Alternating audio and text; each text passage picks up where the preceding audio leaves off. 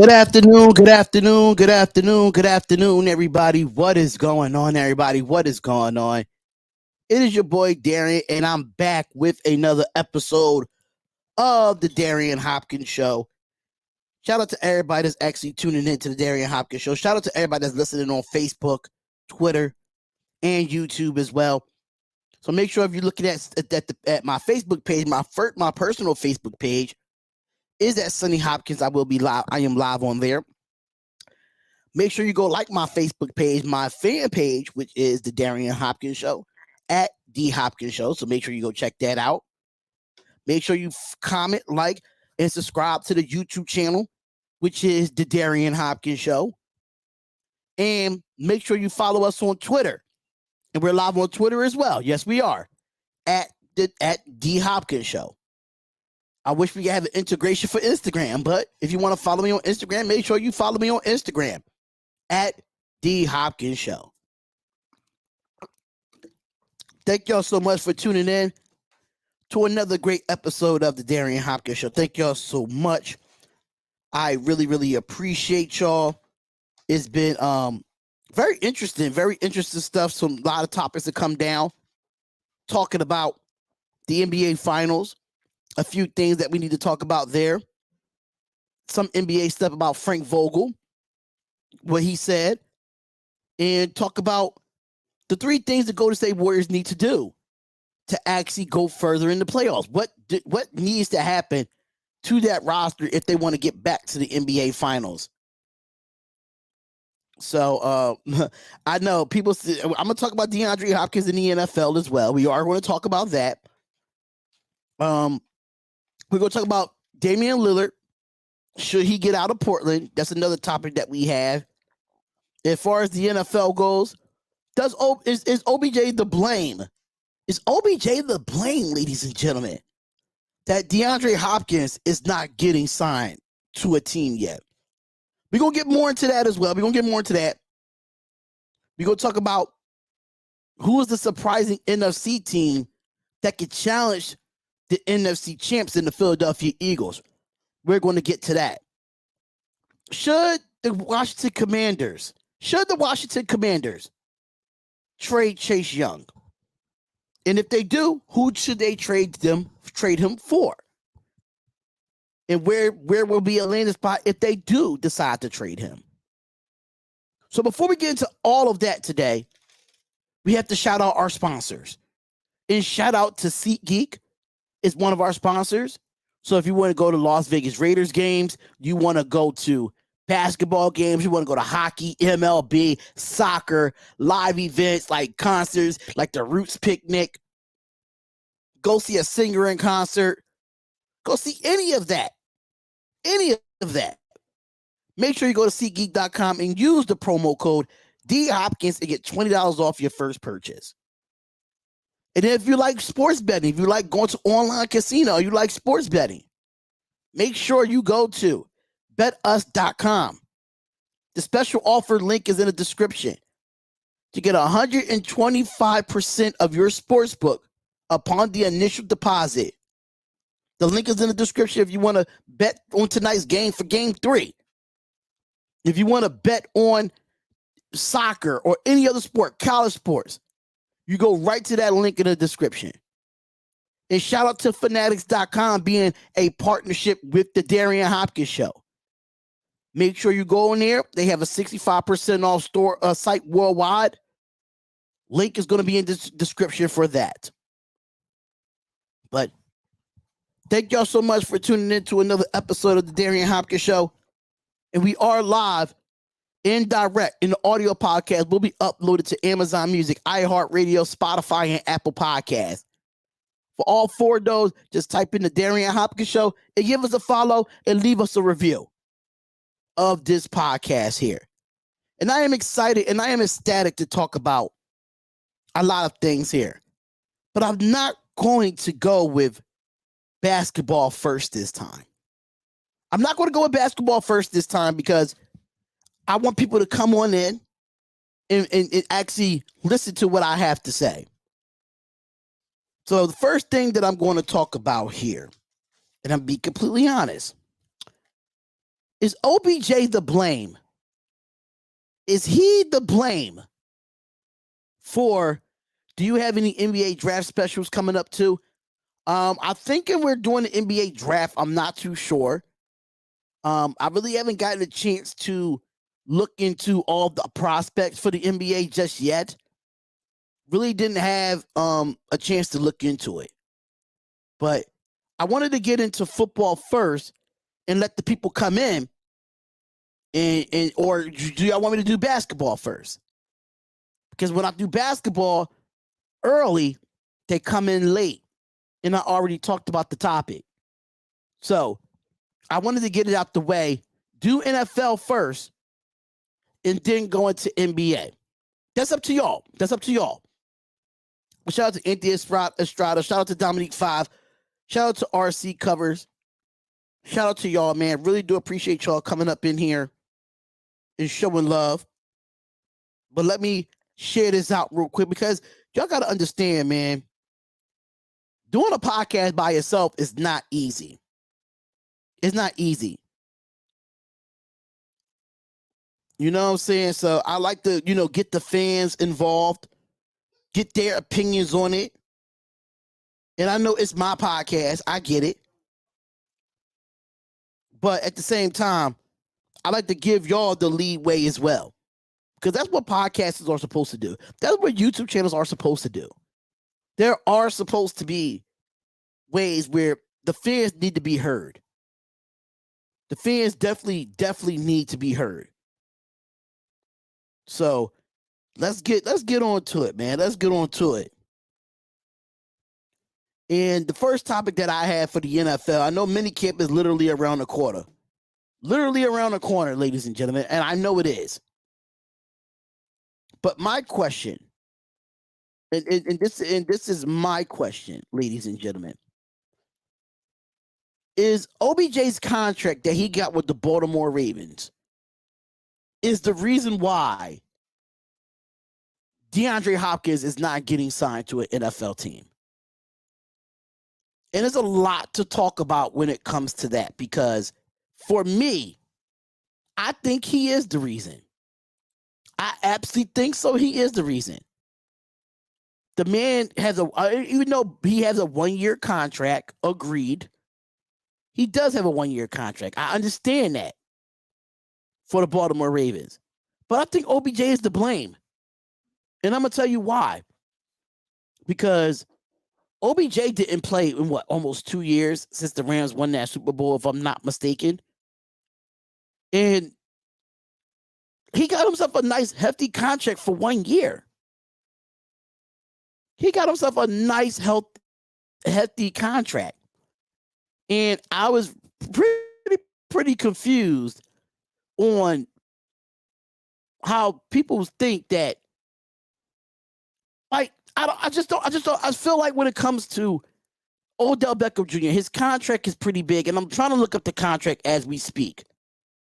So I'm actually at it right now.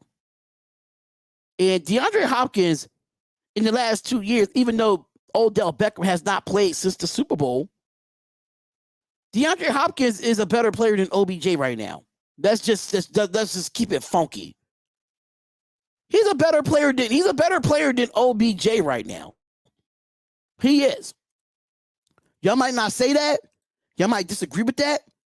But I do think the reason of Odell Beckham getting the money that he got is the reason why DeAndre Hopkins is not getting signed. Because it wasn't a great year for free agency at all. It wasn't a great year for free agency when it comes to the wide receiver position. They're not looking for a true number one wideout anymore. Not a go-to guy anymore. At least none. They didn't even come up with significant question marks. But if you look at this contract for Odell Beckham Jr., the man signed a 1-year, $15 million contract with the Baltimore Ravens that included $3 million in incentives. It was a payday for a 30-year-old wide receiver who missed the entire 2022 NFL season while recovering from an ACL tear from the Super Bowl with the Rams. Now, the problem with this deal that I have is it appears to be gummed up the works of another 30-year-old, which we talked about right now, is DeAndre Hopkins, that has 6 1,000-yard seasons, 5 Pro Bowl nods, and he was released by the Cardinals, and DeAndre Hopkins is seeking sort of that same contract that he got. So, to be completely honest here, the Arizona Cardinals was not wanting to pay him the $19.5 million salary that was going to be in 2023. That's why they cut him. But he did have Kansas City. He did have Buffalo, that both was mentioned as a potential trade partners until DeAndre Hopkins got traded. Until he got released, not traded. I'm sorry. But with Odell Beckham getting that kind of contract for 1 year, $15 million for a guy that haven't played in almost 2 years, why can you not give DeAndre Hopkins the same amount of money? Now, if you want to look at the numbers, if you want to be completely honest here with DeAndre Hopkins, I understand that he did have the 6-game suspension with the PED. And of course, he didn't play in a lot of games. He had 64 passes, 717 yards, and 3 scores. And that was his career low of 42 pass catches. But I'll be completely honest here. If you look at the numbers, man, in 2020, DeAndre Hopkins caught 115 passes for 1,400 yards in 2020. I think Odell Beckham is the reason why that DeAndre Hopkins is not getting signed. He is the reason why. I'm sorry to say. You might agree or disagree with me here, but DeAndre Hopkins is still one of these good receivers in the league that you could go to. If you need a first down, if you need a first down on a 3rd and 10, who are you going to go to? You tell me a receiver right now that a team that needs a wide receiver, who can they go to that's on their roster right now? Who can they go to? Even though DeAndre Hopkins is 30, I get it. He's 30 years old. But the guy can still ball. And the reason why they try to make him irrelevant now because he's 30. The guy can ball out. And Buffalo going out and signing Leonard Floyd to $7 million and signing Cam Dantzler to another contract. But you couldn't put those two contracts together to go get a DeAndre Hopkins Buffalo? To opposite side of Stephon Diggs to help out Josh Allen? That's the Josh Allen that actually just got on the Madden cover today? I'm sorry. The Buffalo Bills could have pulled that trigger. They could have pulled that trigger on the DeAndre Hopkins for $15 million. The Kansas City Chiefs, they don't want to spend no money at wide receiver. Why do you think they traded? Why do you think they got rid of Tyreek Hill? They don't want to pay that big money to their receivers. But for 1 year, you can actually, the Kansas City Chiefs can spend that. They really can. There's a few teams in the league that could give DeAndre Hopkins $15 million for 1 year right now and $3 million in incentives. He earned it. He's earned it. The problem with it is that DeAndre Hopkins was on a bad Arizona Cardinals team that just was not going anywhere. Was not going anywhere at all. He was not looking to go to a team that was going to go. They wasn't going nowhere. Kyler Murray ain't doing shit for this team. Ain't doing nothing. So yes, I have to blame OBJ for his contract that he got in Baltimore. Is the reason why DeAndre Hopkins is not getting signed, because people don't want to pay $15 million to a 30-year-old wide receiver. But let's be completely honest here. And people don't fail to understand this. I talked about that, sports edits. I talked about that yesterday about the betting. I talked about that. But DeAndre Hopkins is one of the most consistent receivers in this league, no matter who has him at quarterback. No matter who his quarterback is, if you look at the numbers in the years that he was with the Texans with Deshaun Watson. when he went to Arizona. Look how many quarterbacks they went through when Kyler Murray went down. DeAndre Hopkins, no matter who the quarterback is, he knows how to get his numbers. He knows how to get him the ball. You can't say the same for Odell Beckham. You can't say the same for Odell Beckham Jr. You just can't. But you can say it for DeAndre Hopkins. Look how many quarterbacks he went through in Houston and still put up the numbers that he did. Yes, he had a down year due to the PED. I get it. But if he would have played those 6 games, do you think those numbers would have stayed the same? No, they wouldn't have stayed the same. So absolutely not. So I need an NFL team to go after DeAndre Hopkins right now. Go after my cousin, since everybody think that's my cousin. Yes, go after my cousin. Please do it. I would love for y'all to go there. I would love for y'all to see that. Because yes, just because my last name Hopkins, they think I'm related to Hopkins 4, John Hopkins University, Bernard Hopkins, DeAndre Hopkins. Just because I have this last name, they think I'm related to him. So yeah, go sign my cousin. That's what I'm gonna say. Go sign my cousin. Go sign DeAndre Hopkins, man. Next NFL topic that I am going to have before we get into NBA talk. The Philadelphia Eagles. Now, the Philadelphia Eagles is a team that won the NFC and went to the Super Bowl and lost to the Kansas City Chiefs this past year. And congratulations to the Philadelphia Eagles. I'm not an Eagles fan. I live here, but I respect what the Philadelphia Eagles have done to my city. Not an Eagles fan at all, but I respect what have they done in the last couple of years. But the question remains is this. Who is the surprise team in the NFC? The surprise team in the NFC that can challenge the Philadelphia Eagles? And there's a few teams you could probably name out there that could surprise them. Of course, everybody's going to go with the Detroit Lions. I think now we're putting a little bit too much expectation on Detroit because I felt like Detroit might win the NFC North. That's just me. I feel like they could win the NFC North. Absolutely. Now you have the NFC East with Dallas Cowboys, Giants, and Washington. I think the Eagles win that division when it comes to the NFC East. I don't know. I mean, the only teams that could probably be surprising, we're not saying that actually we're talking about an NFC surprising team. NFC surprising team is what we're talking about. NFC surprising team. And Raiders fans might not like this one. They might not like what I'm about to say here. But the NFC surprising team that probably could give a challenge to the Philadelphia Eagles is the New Orleans Saints.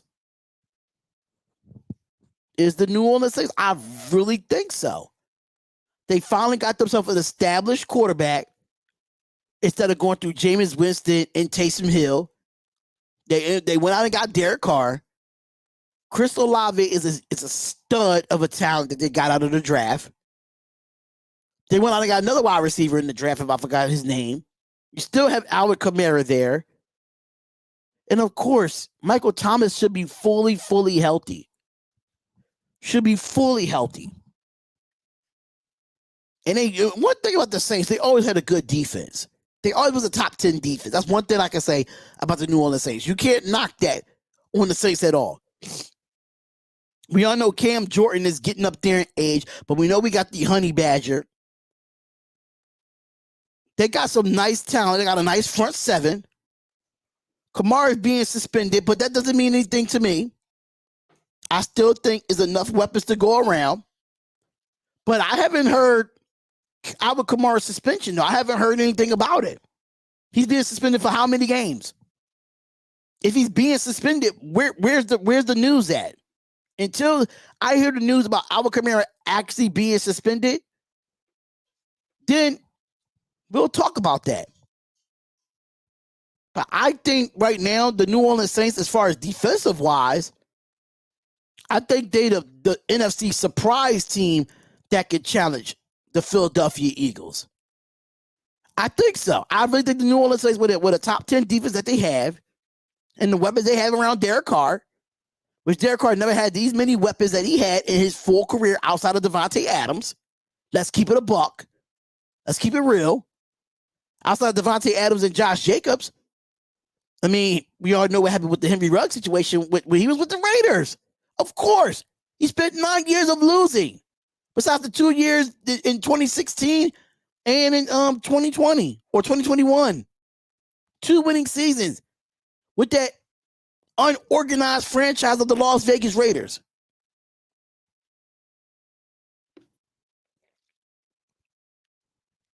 Thank you, bro. I appreciate it, Mo Green. The Saints defense is underrated. So until Alvin Kamara officially gets suspended, I like the New Orleans Saints' chances. I like their chances being the surprise NFC team that could compete with the Philadelphia Eagles. I don't think Dallas can compete with the Philadelphia Eagles right now. I don't think the Giants, with their whole Saquon Barkley debacle of what they're going to do with him, are they going to franchise him? What they're going to do there? I don't see the Washington Commanders doing anything in that nature. I don't see it. But shout out to Mo Green, shout out to Arku, shout out to everybody that's in the chat. Really do appreciate y'all. But I'll be completely honest here. I don't think the NFC East is tougher now. I don't think so. I don't think so, because the Giants still don't have a number one receiver. I don't believe in the Dallas Cowboys. I just don't. And I said this on a segment yesterday about is the Dallas Cowboys offense strong enough to take them to the Super Bowl? And I say no, because it's Dak Prescott. Dak Prescott is hindering that offense from doing anything good. And I understand the Philadelphia Eagles lost their offensive coordinator and their defensive coordinator to head coaching jobs. But Nick Sirianni ain't dumb. He knows how to reload. But we talking about surprising teams. I don't think there's another surprising team out there in the NFC. Because we're not talking about elite teams. We're talking about what's a surprise team that can actually go and challenge the Philadelphia Eagles. And right now, to me, it's the New Orleans Saints. It's the New Orleans Saints. I can't trust Minnesota with Kirk Cousins in that team. I can't trust them. Like, I can't trust a lot of teams in the NFC. I can't trust the Carolina Panthers to do it with a young Bryce Young. I can't go with Atlanta Falcons because there's still uncertainty there. We got to see it on the field. Arizona, no. Seattle, possibly a surprise team, but they're not a surprise team anymore. You know, Detroit, I can say Detroit, but are we putting too much pressure on Detroit to have expectations for them? Green Bay, I understand people want to talk about Green Bay because nobody really saw what Jordan Love can do. Nobody know what Jordan Love can do. Nobody saw what Jordan Love can do during these OTAs in the last 3 years because Aaron Rodgers was there. And Jordan Love might turn out to be the savior for the Green Bay Packers. I don't know. I don't trust Matt LaFleur as the head coach of the Green Bay Packers with Jordan Love there. I just don't see it. But it got to be proven to me. It has to be proven to me, though. So, the New Orleans Saints, I think they're the surprise team. And then you look at that NFC South division, is anybody's to beat.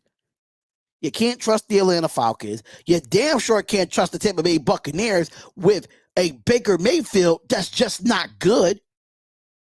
You can't trust Carolina with Bryce Young right now. You just can't. The most complete team in that division right now is the New Orleans Saints. Let's keep it real. I would not be surprised if the New Orleans Saints won the division this year with Derek Carr. They will win I think they will win the division with Derek Carr. I'm going to throw it out there. They will. And they will be a surprise team to challenge the Philadelphia Eagles. They'll be the surprise team. Not the elite team, Because there's one elite team that can do it if their quarterback situation is good, and that is the San Francisco 49ers. Now, if the 49ers can get their quarterback situation together and figure out what quarterback is going to start after all these injuries that they have and Jimmy Garoppolo going over to the Raiders, San Francisco is one of those teams that can challenge the Philadelphia Eagles when they have a healthy quarterback. Let's keep that a buck. Let's keep that 100% real. So when it comes to the New Orleans Saints, they the surprise team. But this is not talking about elite teams. We're talking about surprise teams here. So I think the New Orleans Saints are the surprise team that can actually not actually beat, but actually challenge the Philadelphia Eagles. Absolutely. Absolutely, man. And the NFC South is the weakest division. You know what's funny about that, though, Arku? You know what's funny about that? Is that the NFC South division is the weakest division.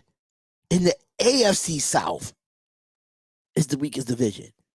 Now, the AFC South might not be the weakest division now, because if you look at all the quarterbacks that's there in the AFC South, Houston getting a CJ Stroud, Indianapolis getting Anthony Richardson. Of course, you have the only real veteran quarterback there in Trevor Lawrence. And then Tennessee, you got Malik Willis, Will Levis, and Ryan Tannehill. We don't know who's the starter in Tennessee. The Saints are a good team, but it wasn't a good team last year. But if you look at both South divisions from the AFC and the NFC, pretty weak. Pretty weak divisions. It has been like that for years now, but now you got, you got two different quarterbacks. You got definitely different quarterbacks now in this division with CJ Stroud's the future, Anthony Richardson the future, Trevor Lawrence trying to take it to the next level. And it's just a question mark with the Tennessee Titans on who the hell they're going to be the quarterback by week 1. Facts. I'm glad Jordan Love is finally getting a chance. Yes, Jordan Love's finally getting his chance. Absolutely. And I love to see what this man can do. I love to see what this man can actually do. So it's going to be fun to see what the Green Bay Packers look like when the season starts.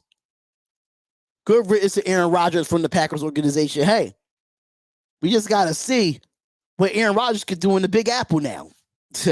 That we got to see what he could do in the Big Apple. Because if you look at certain things, right, when it comes to the situation with Aaron Rodgers in the Big Apple, he has enough to win in that division. He has enough to win in that division. But the Buffalo Bills are coming, y'all. The Buffalo Bills. We just saw Josh Allen get on the Madden cover. Are we still believing in the Madden curse?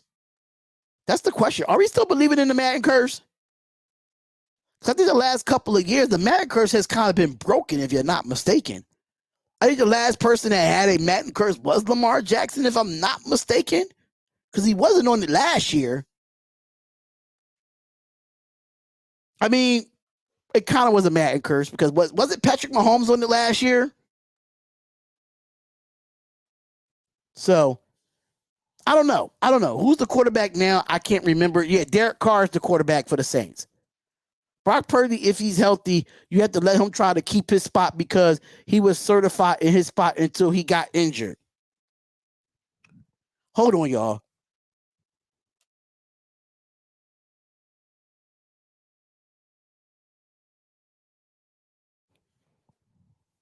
Well, yeah, the Saints and Derek Carr better win the division this year. With the Panthers, Bucks, Falcons, I'm going to keep it real. I like DC. I hear that he throw his ups and downs this year was completely awful. Let's be honest here about Derek Carr. Let's be completely honest here about Derek Carr. That organization has done nothing to help Derek Carr when it comes to the Las Vegas Raiders. And people going to be mad when I say this, but they had not done nothing for him. Nothing. That's why he took the route that he took about, oh, you're not going to trade me. You're not going to get nothing back for me. After I put my blood, sweat, and tears into this organization, and y'all want me out after 1 year of the new regime? Hell no, you're not getting nothing from me. That's what Derek Carr did. That's what they did. The Las Vegas Raiders done nothing. Yeah, you went out and got Davante Adams, but that was a scapegoat. That was a scapegoat, ladies and gentlemen. We knew, I don't know if any other Raider fans knew, but I knew for a fact that getting Davante Adams with Josh McDaniels coming in, Josh McDaniels knew that he was not going to be the quarterback next season for him. Let's keep it up. Let's keep it real. And I hope you Raiders fans are actually listening. Do you think Davante Adams wanted to come here if Derek Carr was not the quarterback? Let's be honest. Let's be honest. The only reason why he came here was because of Derek Carr. Yeah, you had Henry Ruggs that you drafted that was on his high rise. I get it. But he got to the car accident. Brian Edwards didn't work out for him. You traded Amari Cooper. Michael Crabtree, outside of Davante Adams, was the best receiver that Carr had until Davante Adams got there. Michael Crabtree. The year that we went to the playoffs in 2016, and then Carr broke his leg. I'm sorry. In the 9 years, they gave him nothing. Yes, you went out and got Davante Adams, but then you ship him out after you go get Davante Adams. Let's keep it real. Let's keep it real. If you look at the 9 years, look, can you name 5 receivers that was great for Derek Carr in the 9 years that he was there? You can't. You can't. Yeah, you went out and got Josh Jacobs. Of course, a dime a dozen. He's probably one of the people left off that Gruden and Mayock era when it comes to that draft. Josh Jacobs, yeah, great running back. Agreed. But yeah, you went out and got Waller. But Waller ended up declining over the years because he didn't want to be there, and that's why he got traded. And I would not be surprised if Darren Waller is going to outplay. He's going to play his ass off against the Las Vegas Raiders when we play them. He's going to play in that game. I'm telling you that right now. A lot of Raiders players that leave that organization, they go somewhere else and play better. No ifs, ands, or buts about it. So I'm telling you now, Derek Carr is going to do his big ones in New York. They're going to do his big ones in New York. Derek Carr is going to do, Darren Waller is going to do his thing in New York, and Derek Carr is going to do his thing in New Orleans. Why do you think Foster Moreau went down there to follow him? And I think Brian Edwards went there too. They followed Derek Carr. Jonathan Abram, he's there in New Orleans. Derek Carr is a good quarterback, and the Raiders done nothing in 9 years for him. In the 9 years that he was there, the defense ranked between 27th and 29th. The 9 years that he was there. The 9 years Derek Carr was there, he never had a good defense to help him. Never had a good defense to help him.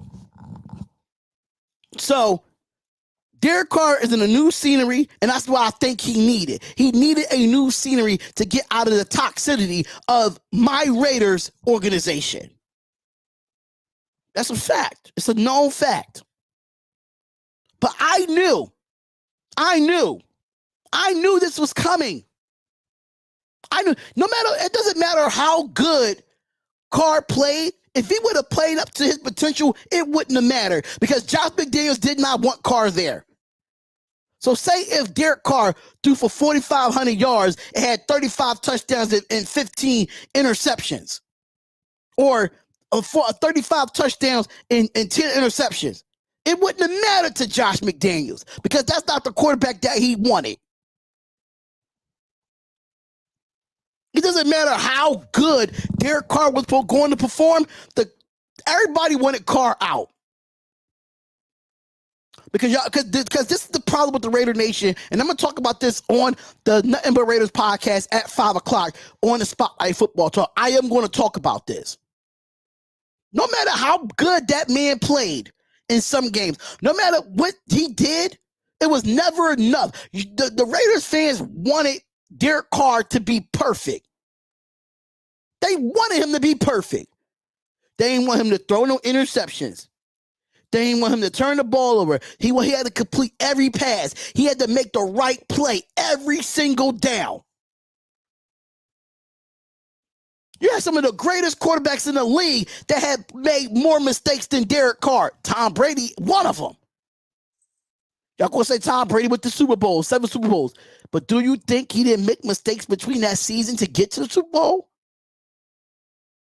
Did you see the teams around Tom Brady for him to win those 7 Super Bowls? Let's keep it real. Let's keep it absolutely real. You build around your quarterback. You don't build around your coach. You build around your quarterback.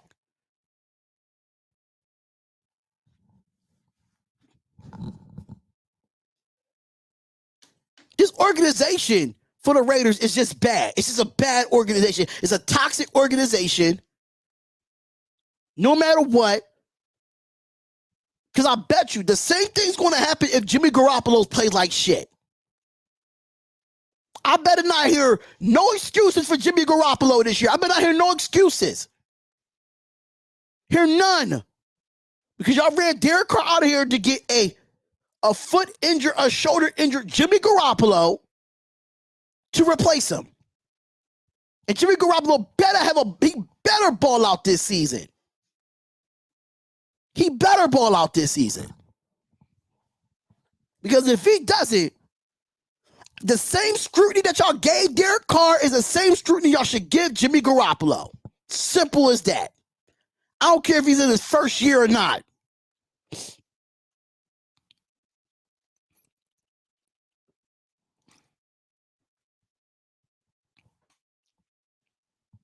I'm telling you, y'all, if he starts to fuck up, if he starts to throw interceptions, I want y'all to keep that same energy for Jimmy Garoppolo. Keep that same energy. That's all I'm saying about these Raider Nation fans. But I'm not going to get too more into about the Raiders because I still have a show to do at 5:00 today on the Spotlight Football Talk to talk about the Las Vegas Raiders. So we're not going to get any more into that. So let's get into the next topic for the NFL, right? Now, we know the running back room is looking really, really big in free agency. In the second round of free agency is coming around, right? It's coming around. And we have a lot of stuff to talk about when it comes to free agent running backs. And like I said, congratulations to Josh Allen. He's on the front of the cover of Madden 24. He's on the front of it. I think that was a big move for him. But the top landing spots for running backs that's out on the free agent market right now. Now, we all know Josh Jacobs is on his, they try to franchise tag him and see if they're trying to get a contract before the second round of free agency comes around. We all know Saquon Barkley is looking for a big payday as well. Derrick Henry, I think he wants out of Tennessee. So coming into these running backs. Now, this is my position. I played this position.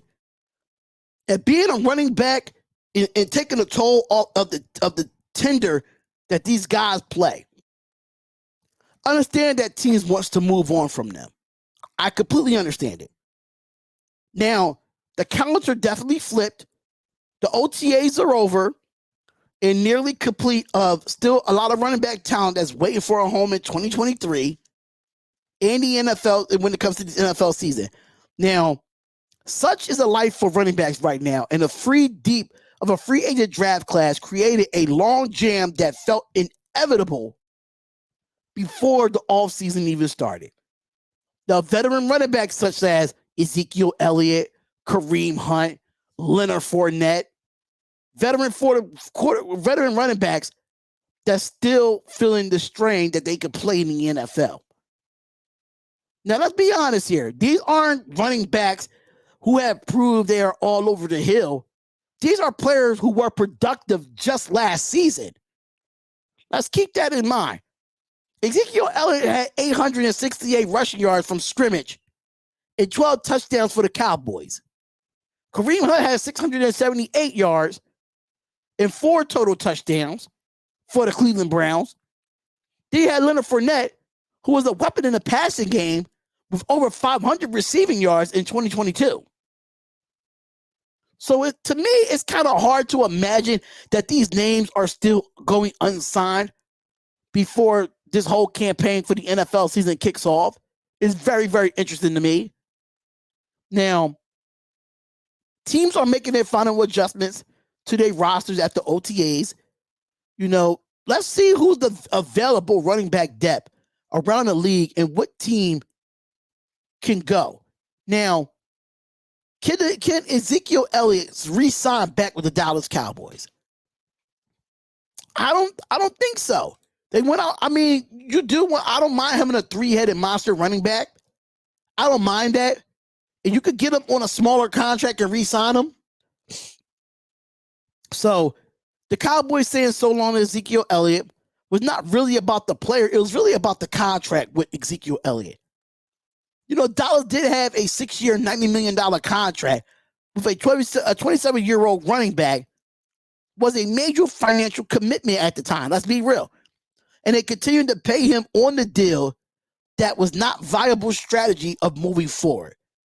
So releasing him from that post-June 1st cut, it saved the Dallas Cowboys $10.9 million against the cap in 2023 and $9.2 million in 2024.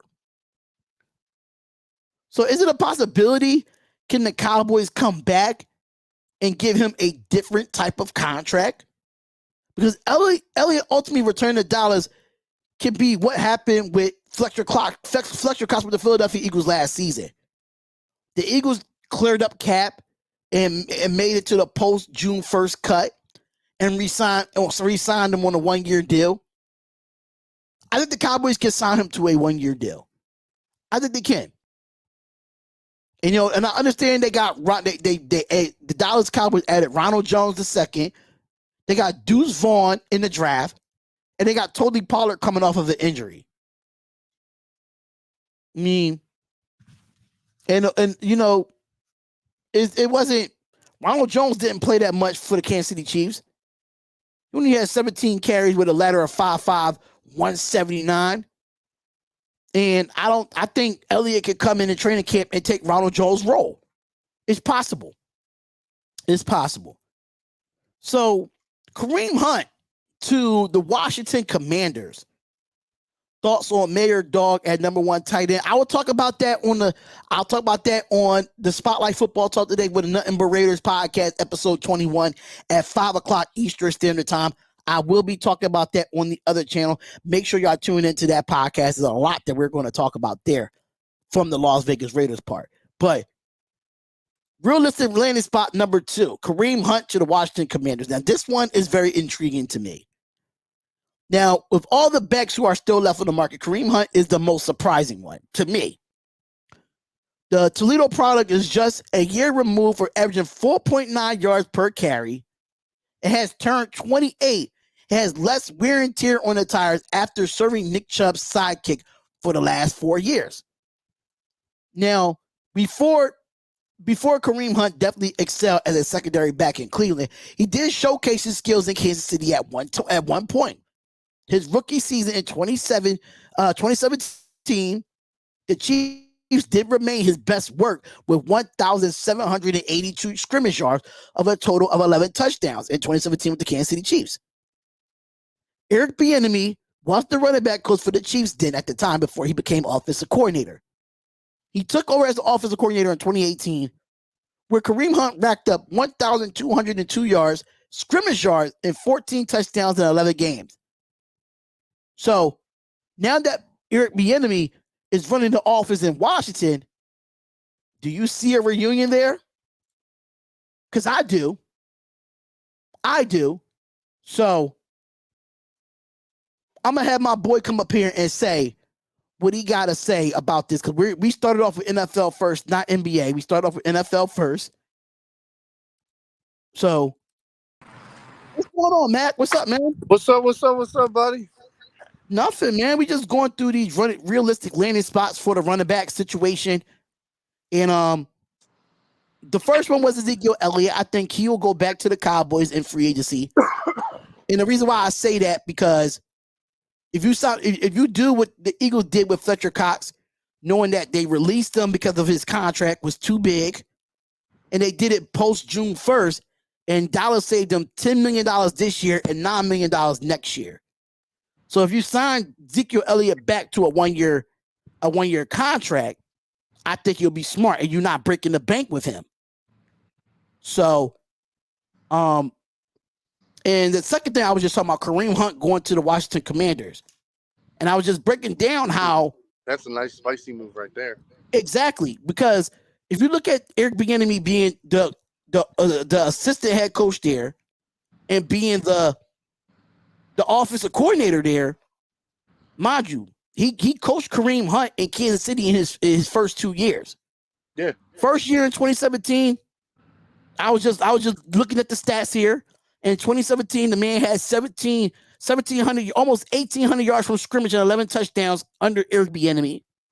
And in 2018, he had almost 1,300 yards and 14 touchdowns under Eric Bieniemy. Yeah, and then you can also throw to him. Yeah, you can throw to him. Absolutely. So you know what I mean? Bellamy can definitely put him in a lot of gadget plays, and that's somebody who knows Bellamy's style of offense. So yeah, that would be a major plus for him to go there. Yeah, I think I like that too, knowing that the Commanders still have Antonio Gibson, they still have Brian Robinson, and they drafted Chris Rodriguez Jr. in the 6th round. Yeah, I mean, they wouldn't be bringing in Hunt to be the number one back. They'd bring him in as a change of pace, as like an option to throw. You know what I mean? Like where he's going to have certain plays that are literally developed just for Kareem Hunt. You know what I mean? Whereas though he's not really taking much from the other backs. But again, you know, what happens if somebody goes down? That's a clutch guy to have. But we are in a league now where it's running back by committee. You'll have your number one back, but your number one back is not going to take all 3 downs. We just all know that. In that aspect. So Kareem Hunt going to the Washington Commanders, I think is smart. Now this one is probably pretty decent. Leonard Fournette to the Kansas City Chiefs. Now, Clyde Edwards-Helaire has been injury prone. Ronald Jones was just there last year. And you know their running back game has not really been that. I mean, they got Jared McKinnon, but Jared McKinney is not a power back. He's a back that you could definitely put him in wide receiver in the slot. So I'll give you this take. Like I really do. I like the fact that Fournette would be Kansas City, just for the simple fact is you've got a guy that can go up in the hole and get you 2 or 3 tough yards. And the whole thing is like we watched Patrick Mahomes do a quarterback rush to get a first down a couple times, and the one time he got injured. So having a guy like Fournette that you can send right up the middle into the pile, you know, that would be great to have for Kansas City, especially like when it comes down to the short yardage, you know, second and even third downs. And I mean, and especially in a 4th down situation, if it's especially Isaiah Pacheco, I totally forgot about him that came onto the scene last year for Kansas City. Oh yeah. I mean, definitely, he was definitely. I don't want to say completely underrated, but he was an underrated piece for that team. Yeah, he was, because he was an undrafted free agent that made the squad and got into the starting lineup. So yeah. I mean, but I listen, by the playoffs, we all started to recognize him, and that's why I say like he's not completely underrated, because most of us knew by the playoffs, like, okay, this kid might have something right here, right? You know? Right. And then, you know, so but it would definitely, Fournette would definitely be more of a change. The same thing, change the pace back. This guy's going to get you short yards, and it's going to be. You know, when you're in a situation, you're like, you know, I need 1.5 yards for the first down. You know what I mean? Like, get a ball to Fournette and let him, you know, bowling ball in there. Exactly. And Fournette's only 28 years old. He's up there in age, but I mean, I mean, You got to think about it. again, Jared McKinney. the, Jared McKinney is a little bit older than Leonard Fournette, and I can see the yards per carry going up for the Kansas City Chiefs if they go out and go get a Leonard Fournette for this running back room. yeah, for sure, for sure, and that's why I'm like, you need a 1-2 punch. You need a guy who can get you hard, short yardage, and then you need a guy who can burst. Right. And as long Absolutely. as you have those two or a mixture of those two, I mean, again, like your running game should be solid. But then again, it does. Oh, excuse me. It does also fall on your offensive line. Exactly. Yeah. If you have I think you'll have a solid offensive line with the Kansas City Chiefs. Oh, for sure, for sure. For I mean, sure. I mean, barring they're injury, going to protect Patrick Mahomes. And no ifs, ands, or buts about it. And then and going to get a little Fournette to help you out in the red zone.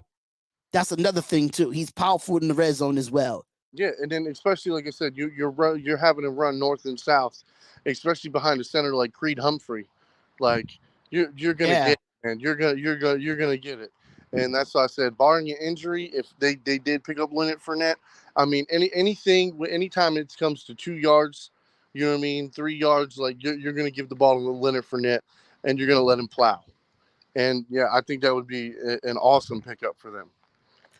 So so there's some other notable names that they put that they really didn't break down, but they got Darrell Henderson going to the New York Giants as a backup to Saquon Barkley if Saquon Barkley does decide to stay in Yeah, I mean there. that right there wouldn't be a bad backup.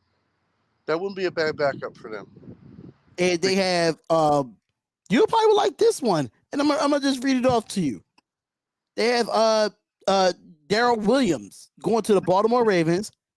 Now Williams' stint with the Arizona Cardinals was a bust, but his production in 6 games where he finished the season on injured reserve with a hip problem, but he still was productive receiving back in Kansas City with 1,010 scrimmage yards in 2021. The Ravens could look to utilize a pass catching back more often with Todd Boken calling the offense, and Williams could be worth a look for a role. What you think about that? No, I mean we got enough role playing running backs. Like I don't see us going to get another role playing back unless, like I said, it's a big name guy. Like anybody else for backup, like I mean, I guess they're just unless they're trying to get like training camp legs or just a couple extra bodies in there for competition. You know what I mean? Like personally, yeah, I'm not all for J.K. Dobbins. I'm not all for Edwards. I'm not, and then Justice Hill, absolutely. You know what I mean? He's been on our team for like 4 or 5 years now, and really hasn't done much. And to me, it is like I'm like if you're not being dominant in your role, and you're always replaceable. So to bring in another guy that's another question mark after Dobbins has had a couple injuries, Edwards has had multiple injuries. To bring in another guy that has a question mark, I think would be a bad move for the Ravens. Like now, granted, if you're gonna go, as far as him pass catching running back, that's what he's good at. I wouldn't mind seeing him go somewhere like the Panthers and give Young another option. Like that would be a good place to see if he still got it, if you know what I mean, how the injury looks and all that. That would be on my best guess. A team like the Panthers would want to kick the tires on him, see what it's about.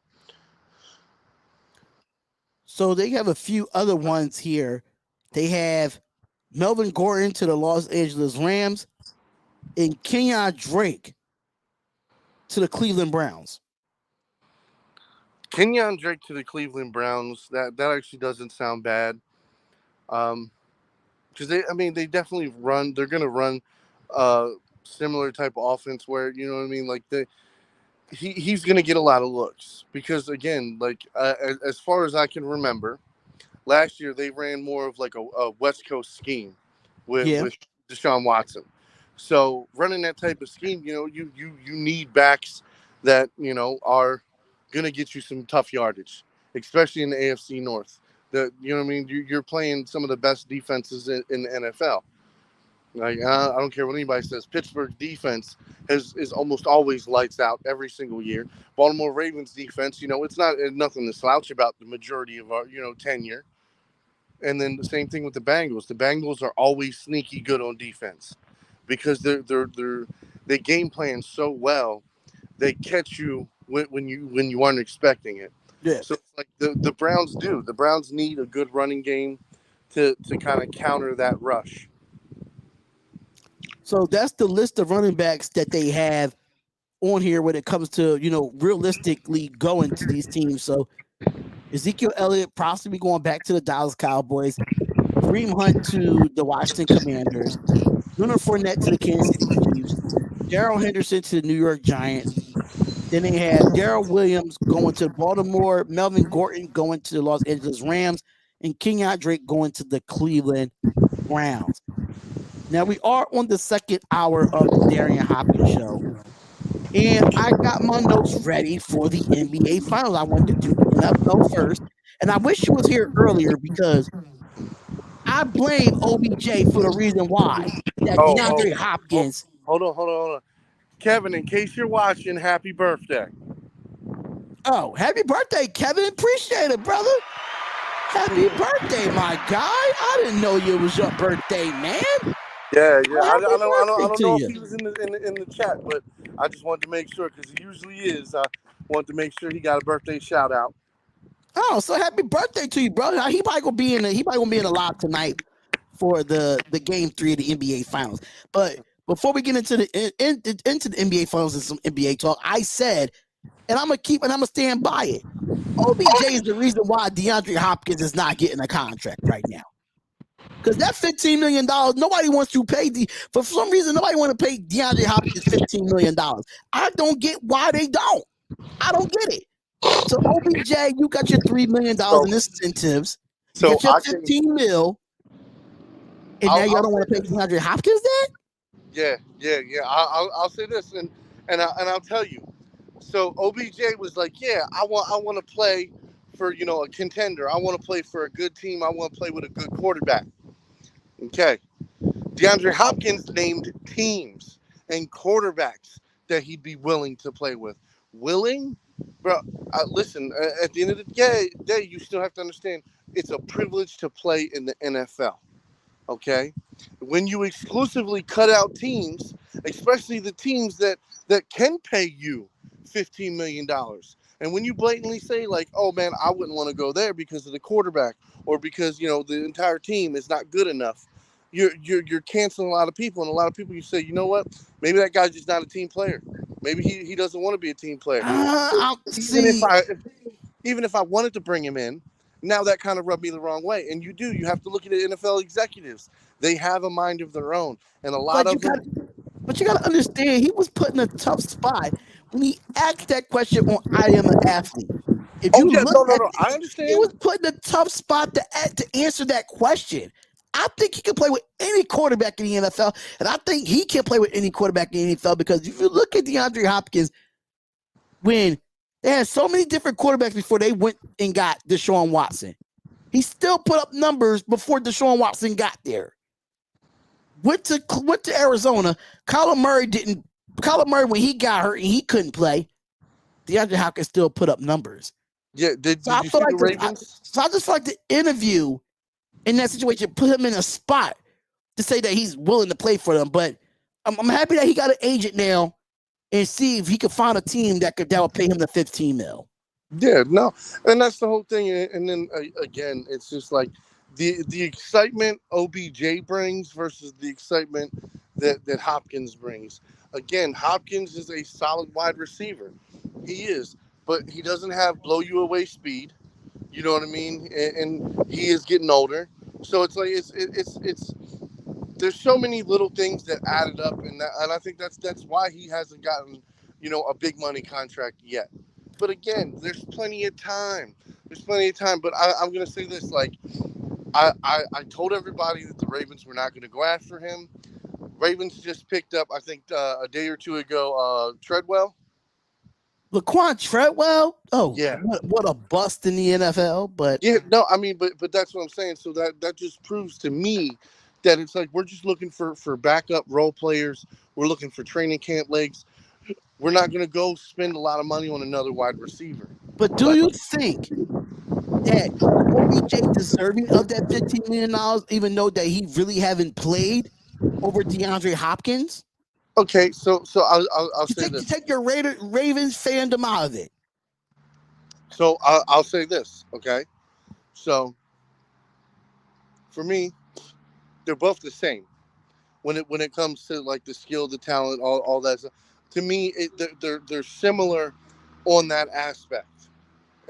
But again, it's the extras, the extra excitement. It's the extra things that OBJ brings to the table. OBJ's name is going to sell tickets regardless. Whereas though Hopkins is still gonna sell tickets, but it's a whole different ballgame. You're talking about hundreds of millions of people love OBJ versus hundreds of thousands. You know what I mean for Hopkins, and that's what I think that little bit of difference is. And then two, OBJ was a free agent, and at the time, let's be real, how many wide receiver free agents were lining up to come sign up to play with the Ravens? It wasn't It's, none. it, It wasn't none. it wasn't none. Now I agree I with will that. say this. But I'm seeing talent and skill wise and productivity outside of the Oh no, no, 6 games that outside of productivity. DeAndre Hopkins. Hopkins is much I better. think DeAndre Hopkins is worth more of the. I think DeAndre worth 15 million over a uncertain OBJ right now. Because it's uncertain of the ACL tear that that's the same knee that he tore. Yeah, no, I mean absolutely. Like I said, I understand this aspect of it, and again, OBJ was open when the iron was hot, so that's why he got what he got because there was nobody else out there better for us to go get. Because remember, DeAndre Hopkins was still under contract. He was just let go a couple weeks ago. Now, like I said, if DeAndre Hopkins would have been available at the beginning of free agency, then yeah, I mean, we might have probably went after Hopkins instead. But that's what I'm saying. Now that you're on the back end of it, most of the teams that really needed a wide receiver went and got a wide receiver already, or drafted high, drafted a wide receiver that they wanted. So now it's just at a point where you're waiting to see what team is really going to come out, and that's the whole thing. Again, when you cut some teams out of the race by saying, well, you're not competitive enough, or your quarterback's not good enough, that's what I'm saying. That then it becomes slimmer pickings. But again, he just got his agent, and you know what I mean. Like, give it another week or two, and I definitely think things are only going to heat up for Hopkins, especially if he holds out and doesn't sign with the team until like late July, early August. Then of course I really think he will get his money. But it depends what team. What team is it going to be from? Because like I said, all the real competitive teams, they don't have a lot of money. I think Kansas City does. I think Kansas City has the money. I think they just don't want to pay because they're looking at the age at 30 years old. Yeah, and then you got to realize that they're going to renegotiate Patrick's contract because Patrick is definitely going to be the highest paid quarterback in the league. Let's not even fake the funk on that one. With this next year, Patrick's going to get it after. I believe they're waiting for Joe Burrow's contract. And then once Joe Burrow's done, if you know what I mean, he And doesn't have Justin Herbert's contract is ongoing as well. Yeah, but I mean, you're not going to tell me Herbert's going to make more than Burrow. No, he's not. But he's definitely. So that's what I'm saying. But he does. Once the Burrow contract comes out, because if somehow he gets paid more than Lamar, you know what I mean. Mahomes is going to eclipse all of them, whether it because be by a Mahomes already million or. restructured his contract. The last couple of years, he already restructured his contract. The last couple of years after he got that big contract. All right, I got 3 minutes. I got 3 minutes. All right, 3 minutes. Who are you picking tonight? I'm going to go with the Nuggets. I'm going to go with the Nuggets by 3. It's going to be a close game all the way down. I feel that the Nuggets are going to have a better answer for what they did to Murray last game. So I think they're going to try to run a little bit different of a scheme to try to get Murray better looks and to try to get him more open. I think they run less pick and rolls with Jokic and get him moving on the court better with I'd say I'd rather him do the pick and roll with Aaron Gordon. Aaron Gordon's a little more, he's a little better with his hands. Plus, you're getting Jokic away from the ball. So that means what? More than likely, Bam's going to be away from the ball. So keeping him away from the ball and keeping him back on defense is a big thing. And it is. It's just like, don't let him get hot early. Play solid defense. And like I said, I don't think it's going to be a super high scoring game, but I definitely, I think Gordon's going to have a decent game where he gets 10 points. I'm very, very sad with Porter. Porter, who definitely did not come to play the game two, because he hit a couple clutch shots in game one, and I was really happy with that. But like I said, I mean, it's going to be who really, what bench shows up. Miami's bench showed up and showed out, and they really helped push that win. And that I was happy with that, man, because it was a great game. But like I said, I think tonight Denver comes in, and Denver's going to try to push the pace. And I feel like the Heat are going to make it tight in the third quarter. Because Spoelstra, of course, whatever adjustments the Nuggets make, Spoelstra, by the second half of the game tonight, will have his adjustments made against that. And like I said, that's why I think it's going to be like a 3-point game. I'm picking the Nuggets to win, but again, it's going to be a 3-point game. He'd have a good chance of taking it, especially this being the first game at home for them of the series. So they very well could win. But like I said, it's going to be a good, tight game tonight. That's the one thing I'm predicting. I will say this. I think Jimmy's gets his 20 points and at least a three-pointer. I think Bam gets you at least 10 points, and I'd say at least 8 rebounds. He's going to – I don't know if he'll get the double-double, but I know he'll get close.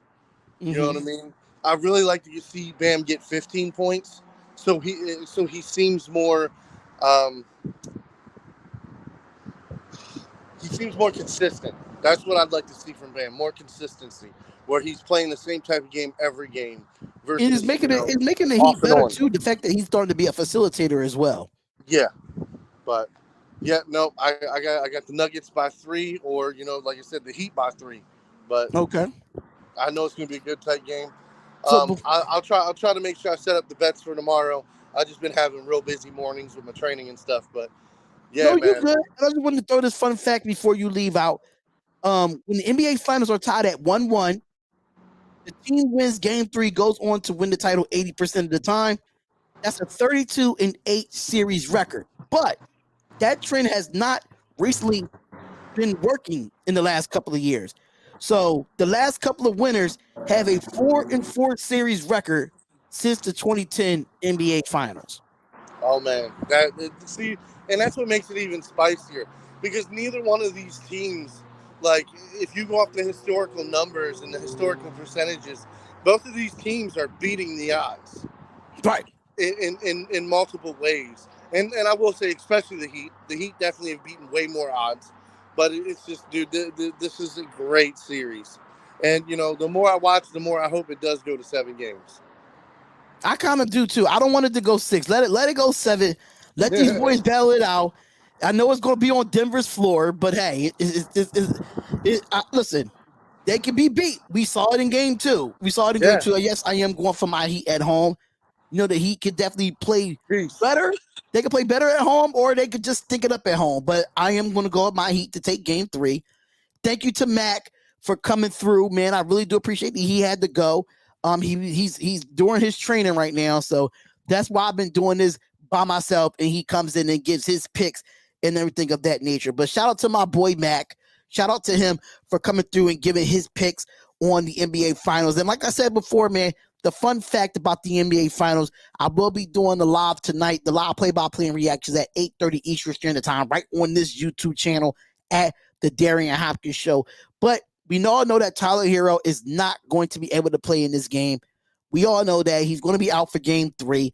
And it would have been good to see him return back to the lineup, but it's just not happening here. But like I said before, the NBA Finals, when it's tied at 1-1, the team that wins game 3 wins the NBA Finals 80% of the time. And that's a 32-8 record. But lately, that has not been happening. So in the last couple of winners, it's been a 4-4 series since 2010 of the NBA Finals.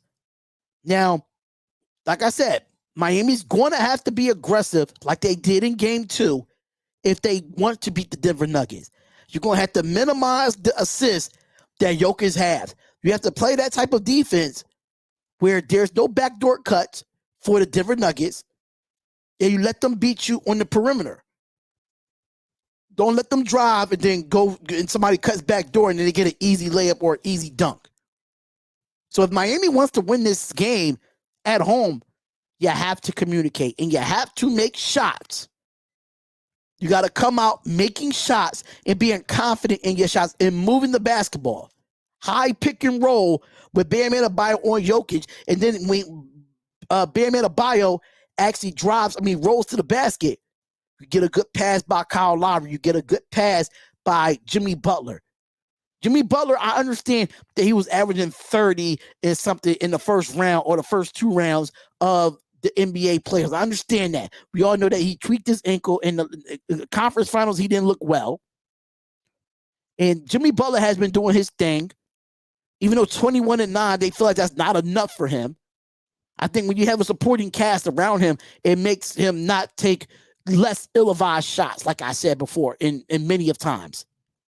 But for the Denver Nuggets to win this game, the way the Denver Nuggets have to win this game is you got to get Jamal Murray a little bit involved. You got to get him on switches where Jimmy Butler is not defending him.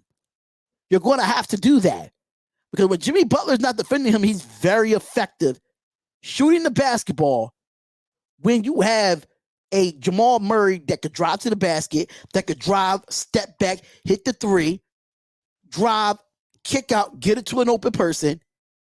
But Jimmy Butler is going to be the main factor in that defense to try to stop Jamal Murray. Yes, Jokic is going to get his numbers. That's why I'm not really talking too much about Nikola Jokic, because we all know what he brings to the table. We all know that Jamal Murray is going to have a 30-point game if they want to win game 3.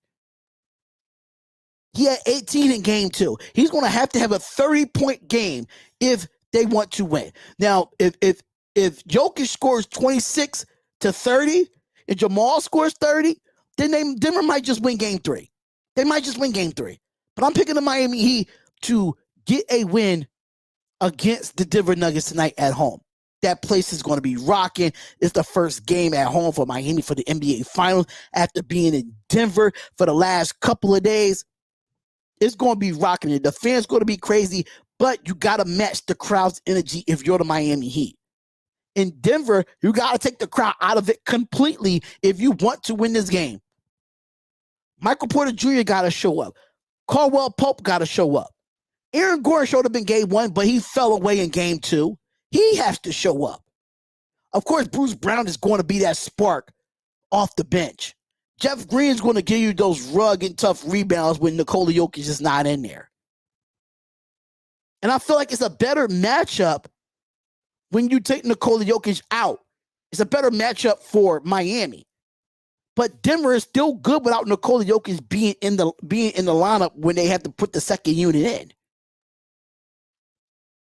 And Kyle Lowry is going to have to be big in this game. Duncan Robinson is going to have to be big in this game. And this is going to be about the role players. The role players. We all know the stars is going to try to stars and do what they have to do to try to get into this round. Try to get into this realm of the NBA Finals. We all know that Jamal Murray is going to try to play his best. Jokic is going to try to play his best. Bam's going to try to play his best. Butler's going to try to play his best. But it's going to be about the X factors that's not around the stars. Like Caldwell Pope on one side of Denver. Then you have Kyle Lowry on the opposite side. And then you have Michael Porter Jr. That's the role player for the Denver Nuggets. Then you have Caleb Martin.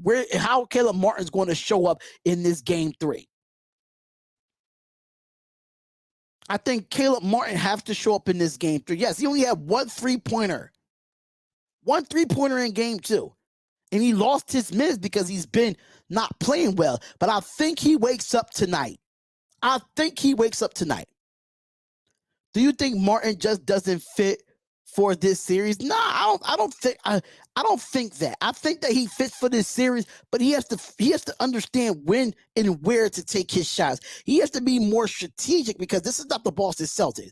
He has to be a little bit more strategic of how he makes his shots or decisions that he makes on the floor. I think it's a fit. You just gotta be more. You gotta be more strategic against the Denver Nuggets. And then you have Aaron Gordon on one side, and you got Kevin Love. Kevin Love, which I haven't talked about in this series yet until game 2. Kevin Love is going to be the reasoning in those two. That's the matchup. If the Nuggets lose both games, Miami this series is cooked.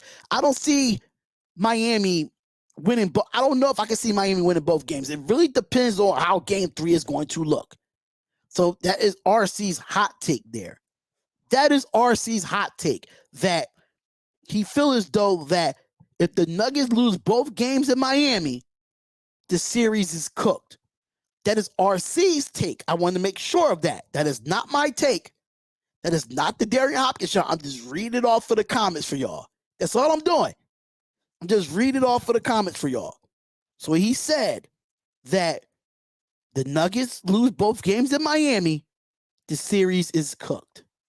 But I think this is going to be a great game, y'all. I think Miami's going to show up to play. I think Denver's going to show up to play. It's really going to be all about the adjustments when it comes to these coaches.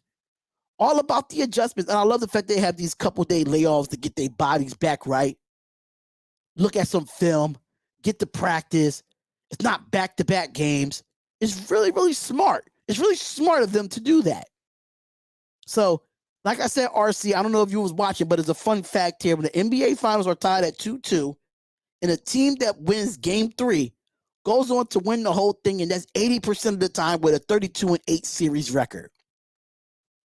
But in the last 3 winners since 2010 NBA Finals, the series has been 4-4. And that's since 2010 of the NBA Finals. So it's been kind of flipped a little bit. But I'm taking the Miami Heat to win this game by 3. Miami will win this game by 3. I have confidence in my Heat culture that they will come out and ball out and do what they need to do what they do. But it's going to be a walk in the park. Because Nikola Jokic is somebody that you just can't defend. You can't defend him, but still, if he could put up 50 points and lose, I am fine with that. I don't care if he scores 60. If he scores 60 and they lose, I'm okay with that. I'm okay with that. Because the stats said it first. When Nikola Jokic is scoring 26 to 27 or 28 points a game, Denver wins. You know why? Because Jamal Murray is going off and he's getting 28 to 30 points. But if Jokic is scoring over 40 and Jamal Murray's under 20, Miami can win the game like that. I can live with that.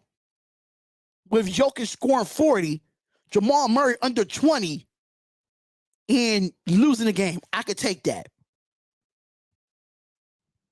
They say Martin is under the weather. He definitely better get in the weather if he wants to win Game 3. He got to be one of the factors of reason why winning Game 3. So I am picking my Miami Heat.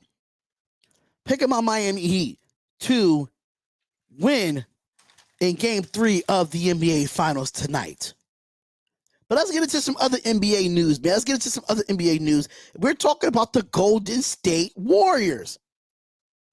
The Golden State Warriors, ladies and gentlemen, yes. We're finally getting into the offseason for the NBA because this is 3 things that I think that needs to happen for the Golden State Warriors to go back to the NBA Finals. It's 3 things that they need to do and to get further into next season. For me, you got to give Steve Kerr an extension. There's no way you let this man walk after next season where he won't have no years under his contract. He'll be a free agent coach after next season. So, he doesn't have no more years left on his contract. You got to keep Stephen Curry happy if you want him to stay in Golden State. Mind you, Stephen Curry got 3 years left on his deal. 3 years left. Do you want to bring in another coach for the next 3 years? So you got to keep Curry happy and give Steve Kerr that extension and let him work with Steve Kerr for the next 3 years. You're going to have to do that. You just got to keep that continuity together with Steve Kerr and Stephen Curry. But you got to give this man an extension. This man won NBA Finals. This man has been to the playoffs every single year since he became the coach. Very consistent. We understand that his rotations when it comes to substitutions is not the best. But the Golden State Warriors is going to have to give Kerr an extension if they want to get to that next level and get back to the NBA Finals. Steve Kerr is definitely the number one thing on this list for them. Number two, you got to get one of these guys a long-term extension. Draymond Green or Klay Thompson. You got to give one of them an extension. One of them is going to end up having to walk. Sadly to say, I don't think the Golden State Warriors can actually go and sign Draymond Green and Klay Thompson. I just don't see it. You have to sign one of them, but it's really going to be up to Draymond Green at this point because Draymond Green, if he declines his fifth-year option, then he's going to become a free agent, and he's going to test the market. But then if you give Klay Thompson that extension, Draymond's going to walk. And even though Klay's got 1 year left on his contract, what do you do here? I think the Warriors are stuck in a situation to try to see which guy is more valuable to the team. We all know that the Achilles from Klay Thompson and the torn ACL from Klay Thompson, he has not been the same player since them injuries. Yes, he had good games. He had good moments. But have we seen the consistency of Klay Thompson over this past year since he's been hurt? Well, since he's came back from those injuries? No.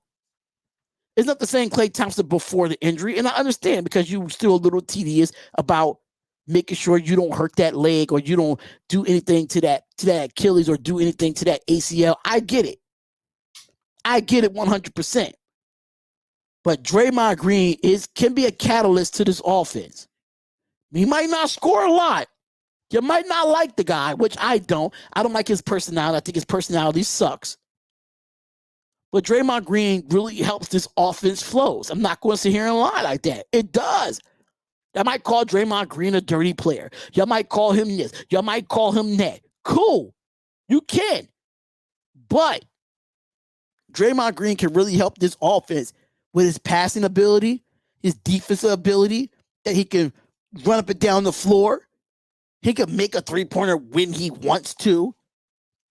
And I get it that Klay Thompson is a better shooter, a good defensive player, a better shot-making person than Draymond Green. But do you really think that Draymond Green and Klay is both going to get long extensions? No. One of them is going to get it. So one's going to walk and one's going to stay. I just don't know which one will it be. But to me, I feel like Draymond's going to stay. And I don't know what they're going to do with Klay Thompson. I just don't know. I wouldn't mind the vice versa. But either way, whoever one walks, you're still losing a big part of this starting five. And it's going to be an end of an era if one of them walk. Even with Stephen Curry being there. Just being completely honest. Then, the third thing that I have for the Golden State Warriors to go further into the NBA, go further into the NBA Finals, or go further into the NBA season. Shop Jordan Poole. Yeah, I said it. Shop Jordan Poole. Jordan Poole had a poor postseason this past year. And I know the Warriors are regretting giving him that extension over Draymond Green. And that's why I kind of think that Draymond Green is probably going to walk, because they should have gave that money to Draymond Green. I think Draymond Green felt some kind of way of him getting that extension instead of him. And I don't blame Draymond Green for it, because Draymond Green has been a starter for the Warriors for how many years and helped them win multiple championships?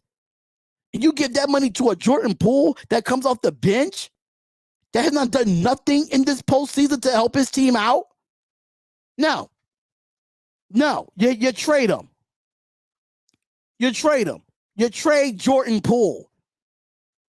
Get him the hell out of here and try to find him another place, because Jordan Poole thinks he's Steph Curry, and he's not Steph Curry.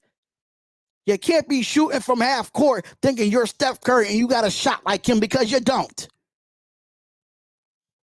Don't get me wrong, I think Jordan Poole is a talented player. I think he's really good. But I think it's time to move on from him with his attitude, that he complains so much. I've never seen a guy complain much as him ever outside of LeBron James. But I'm not going to get into LeBron James. You know how these LeBron fans is going to be. They're going to jump on me real quick. They're going to jump on me like, wait a minute. Ain't no wait a minute. Shop Jordan Poole. So that is the three things that I feel that needs to happen for the Golden State Warriors, that needs to go back to the NBA Finals. You might have to go younger in the draft too. James Wiseman didn't help out for the Golden State Warriors. He didn't develop the way Steve Kerr wanted him to be developed. So here goes the three things. I'm going to run it down for y'all again. Give Steve Kerr an extension. You got to get Draymond Green or Klay Thompson an extension, one or the other, and trade Jordan Poole. Trade Jordan Poole to get some assets, get a player, and you're still going to have to keep Andrew Wiggins happy too, because I think he's a free agent this year, if I'm not mistaken. And RC Cover says trade Klay Thompson for other valuable pieces. I mean, he does have 1 year on his contract. Doug has 1 year on his contract. And trade Jordan Poole and do a soft retool. Klay looks old this postseason. It's not that he look old. It's just that he has not looked the same since the injuries that he had with the torn Achilles and the ACL. He has not looked the same. And I think he's going to get in the gym and prove that he's still the same Klay Thompson that we know of before the injury. So he's going to have to prove himself this year. He's going to have to prove himself this year. Absolutely. Absolutely 100% he's going to have to prove himself. So give Steve Kerr the extension. Give Draymond Green or Klay Thompson an extension, one or the other. And shop Jordan Poole is my three things for the Golden State Warriors.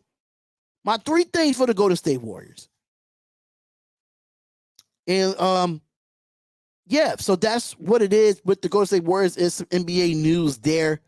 Like I said, tonight I will be doing the Miami Heat and the Denver Nuggets game 3 of the NBA Finals tonight at 8:30 Eastern Standard Time right here on the Darion Hopkins Show. You do not want to miss the play-by-play commentary right there. So that is it for today, ladies and gentlemen. That is it for today of the Darion Hopkins Show. I want to appreciate Matt coming in during his little quick break to give his takes on how he feels about tonight's games. Talked more NFL than NBA today. Before we end the show, and I forgot to tell Mac this. Rest in peace to the WWE legend Iron Sheik. He died at 81 today.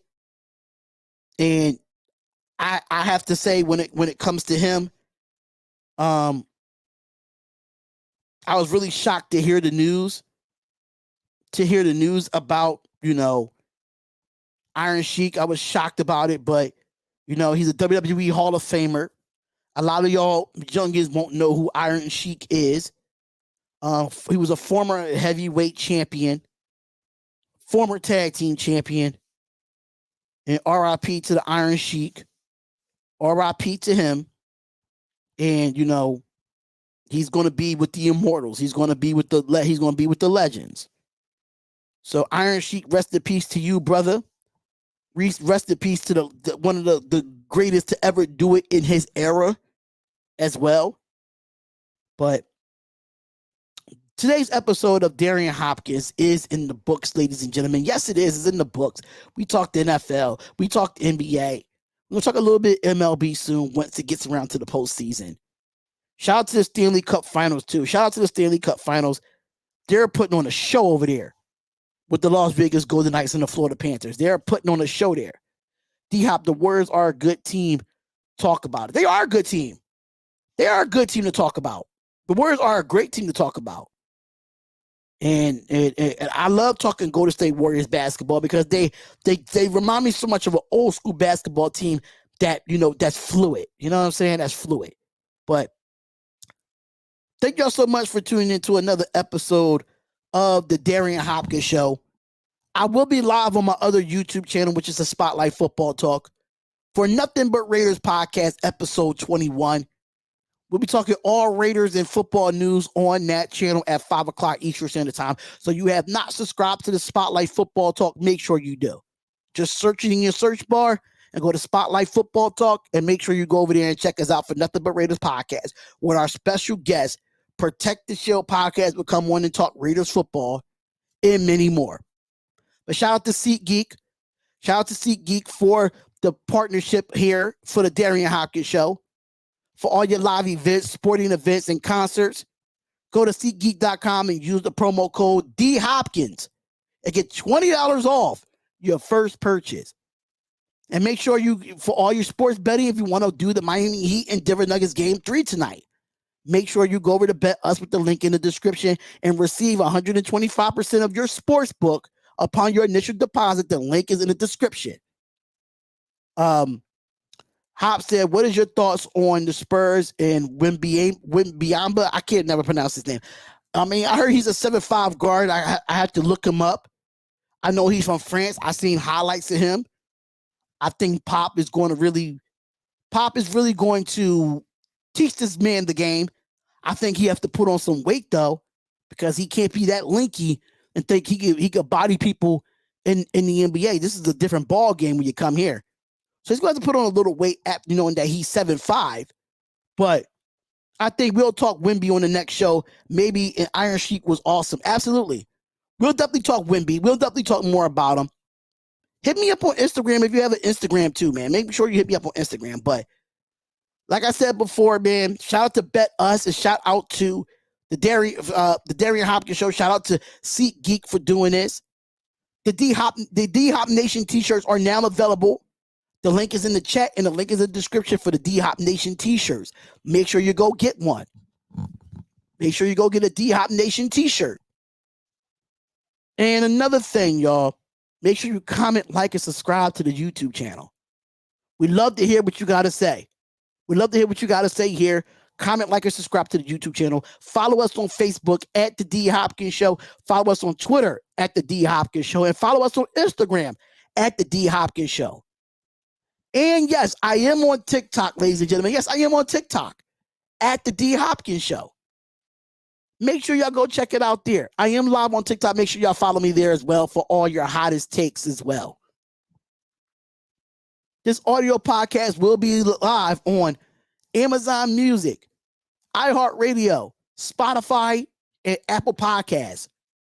Make sure you leave us a review on the Apple Podcast. The links are in the description. Or just go to your Apple Podcast and search us, The Darion Hopkins Show. Episodes Monday through Friday, 12 to 2 p.m. But we're getting off today at 1:35, ladies and gentlemen. Yes, 1:35. So thank y'all for tuning in to another episode of The Darion Hopkins Show. And we will be back to recap the NBA Finals Game 3 tomorrow. Same time, same place, man. Thank y'all for tuning in to another episode of the podcast. I love y'all, and I will see y'all tonight at 8:30 Eastern Standard Time on this channel, and I'll see y'all at 5 o'clock on my other channel for Nothing But Raiders podcast at 5 o'clock Eastern Standard Time. Thank y'all so much, and same time, same place tomorrow for Thursday's episode of the Darion Hopkins Show. Rest in peace, Iron Sheik, and I'll see y'all later, man. Peace out.